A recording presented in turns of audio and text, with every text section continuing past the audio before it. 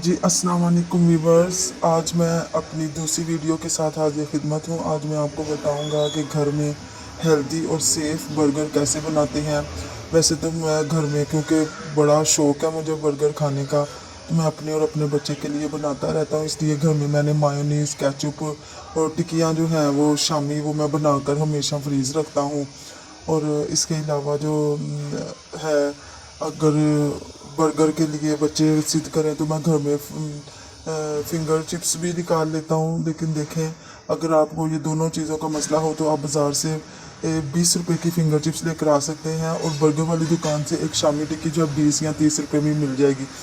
ये सब घर में बर्गर बनाने का मकसद सिर्फ ये है कि जो चीज़ हम घर में बना कर खाते हैं वो सेफ़ और हेल्दी होती है। बाज़ार की निस्बत जहाँ पर मक्खियाँ बैठती हैं या पता नहीं किन हाथों से वो बनाते हैं।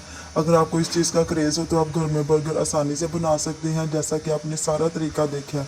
टिक्की बर्गर को गर्म करके उसके ऊपर शामी तला हुआ जो था वो लगाया है। उसके बाद जो अंडा उसके ऊपर लगाया है, अंडा लगाने के बाद अब इसके ऊपर मायोनीज़ लगाने के बाद इसके ऊपर सलाद लगाई है। सलाद लगाने के बाद अब बंद की जो ऊपर वाली साइड थी उसके ऊपर केचप लगाई है। केचप लगा के अब इन दोनों केचप का हिस्सा जो है वो बंद का दूसरे दूसरे के ऊपर रख दिया है। अब इनको बीच में काट दिया। काटना इसलिए ज़रूरी है ताकि बर्गर हाथ में पकड़ कर आसानी से खाया जाए।